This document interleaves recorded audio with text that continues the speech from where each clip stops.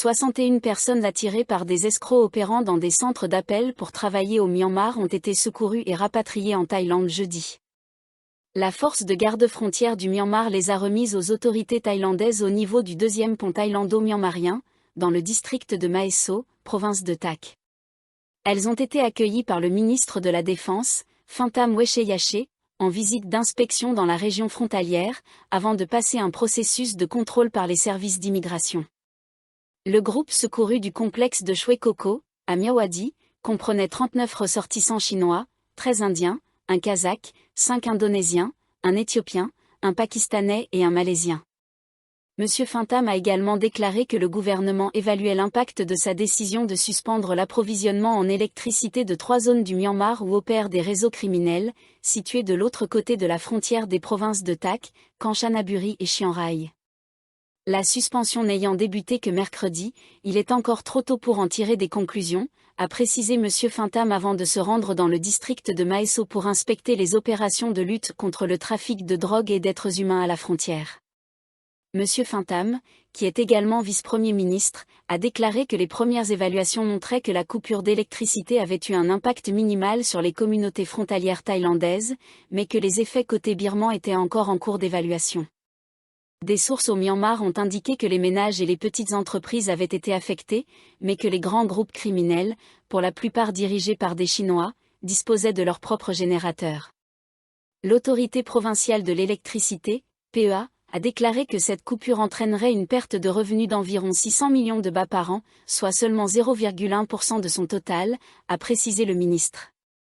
Tout en reconnaissant les pertes économiques potentielles, le vice-premier ministre a souligné que la sécurité nationale restait la priorité absolue. M. Phantam a ajouté qu'après le premier jour de la coupure de courant, les activités illicites telles que les escroqueries par centre d'appel à Shwe Koko auraient diminué d'environ 40%. Concernant les projets du Myanmar d'acheter de l'électricité au Laos, M. Phantam a affirmé que ce pays en avait le droit. Cependant, il a insisté sur le fait que la priorité de la Thaïlande était de sécuriser ses frontières et de lutter contre les opérations criminelles qui s'y déroulent. En Thaïlande seulement, les escroqueries par centre d'appel ont engendré 557 500 affaires criminelles et plus de 86 milliards de bahts de pertes, soit en moyenne environ 80 millions de bahts par jour, selon les autorités.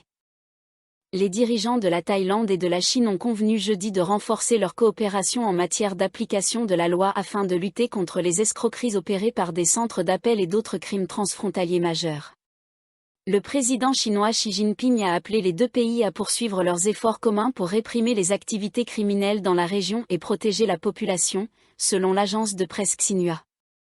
La première ministre thaïlandaise, Paetongtarn Shinawatra, a affirmé que la Thaïlande était prête à travailler avec la Chine et les pays voisins pour mettre fin aux escroqueries, aux fraudes liées aux jeux d'argent et à d'autres activités illicites, a ajouté Xinhua.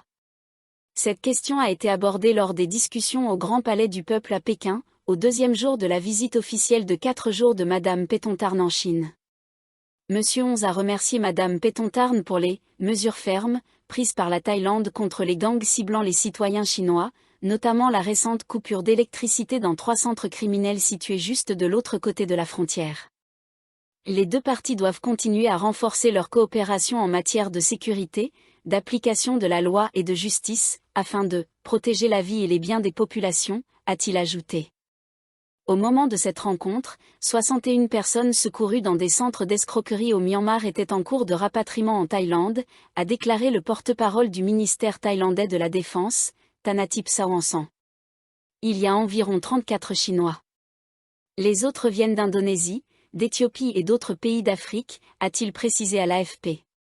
Mme Paetongtarn a souligné l'importance pour la Thaïlande d'intercepter les membres des gangs criminels qui utilisent le royaume comme point de transit vers d'autres pays, grâce à un système d'alerte avec la Chine, selon un communiqué de la maison du gouvernement. Elle a également assuré que la sécurité des touristes visitant la Thaïlande était une priorité. Après ces discussions avec M. 11, Mme Paetongtarn a rencontré Jao Leji, président du Congrès national du peuple. Leur réunion a porté sur l'établissement d'accords bilatéraux dans les domaines de l'économie, du commerce et des investissements, dans le but de bénéficier aux deux nations. Mme Paetongtarn a indiqué que pas moins de 14 protocoles d'accord, seraient signés entre la Thaïlande et la Chine dans divers secteurs au cours de sa visite. Parmi ces accords figure la réaffirmation de l'intention mutuelle des deux pays d'achever le projet de train à grande vitesse thaï-chinois en cours et de le connecter au réseau ferroviaire rapide du Laos voisin. La première ministre a précisé que sa visite porterait également sur le méga-projet de corridor terrestre, Land Bridge, dans le sud de la Thaïlande, ainsi que sur l'extension de la coopération en matière de commerce et d'investissement entre les deux pays. Des discussions sur le prêt de 2 pandas par la Chine figurent également à l'ordre du jour. Jeudi après-midi, Madame Paetongtarn a rencontré les membres de la Chambre de commerce thaïlandaise en Chine, TCCC. Le vice-président de la Chambre, Phechi Vibuntanazarn, a souligné que le monde traversait de nombreux défis, mais que le 50e anniversaire des relations entre la Thaïlande et la Chine représentait une opportunité pour surmonter ces obstacles et renforcer la coopération. Il a également suggéré de promouvoir le « soft power » et d'améliorer la facilitation des investissements. Vendredi, Madame Paetongtarn doit quitter Pékin pour Harbin, où elle assistera à l'ouverture des Jeux asiatiques d'hiver 2025. Elle rencontrera des athlètes thaïlandais et participera au Festival international de la glace et de la neige de Harbin, a déclaré le porte-parole du gouvernement, Jirayu Yansub. La ministre thaïlandaise de l'enseignement supérieur, des sciences, de la recherche et de l'innovation, Supama Isarabagdi, a déclaré mercredi que le cabinet avait approuvé une proposition visant à signer un protocole d'accord avec la Chine sur une nouvelle coopération dans l'utilisation pacifique des technologies nucléaires. Le protocole d'accord devait être signé jeudi à Pékin. La police provinciale de Chonburi a officiellement réfuté les informations publiées par les médias britanniques concernant le prétendu mauvais traitement d'un touriste par la police de Pattaya, en présentant des preuves de son comportement en état d'ivresse et des dégradations matérielles qu'il a causées. L'article largement diffusé par le Daily Mail du 2 février affirmait qu'Andrew Hopkins, 55 ans, avait été arrêté, agressé et extorqué de 15 000 bahts par la police de Pattaya simplement pour avoir heurté un panneau de signalisation. Le Paul Maji Gentawat Kiajandakuan Sanon, commandant de la police provinciale de Chonburi, a publié mercredi une déclaration officielle à l'ambassade britannique et aux médias concernés, demandant une correction du reportage qu'il a qualifié de « trompeur » et préjudiciable à la réputation de Pattaya, de sa police et des forces de l'ordre thaïlandaises. Le récit du Daily Mail est fortement inexact, a déclaré le Paul Kolchatré Suksiri, commandant adjoint et porte-parole de la police provinciale de Chonburi. Il a souligné que l'arrestation du touriste était due à un comportement perturbateur et à des dommages matériels, et non à un simple accident comme décrit dans l'article. L'incident s'est produit le 22 novembre 2024, lorsque M. Hopkins, visiblement en état d'ivresse, a provoqué une perturbation en criant bruyamment et en endommageant une porte d'entrée automatique à la résidence e-Park de Pattaya. Le propriétaire des lieux a signalé l'incident à la police, qui a tenté de calmer M. Hopkins sur place. Lorsqu'il a refusé de coopérer, il a été placé en garde à vue et inculpé en conséquence. Plus tard, le propriétaire de la résidence a demandé l'annulation de son visa.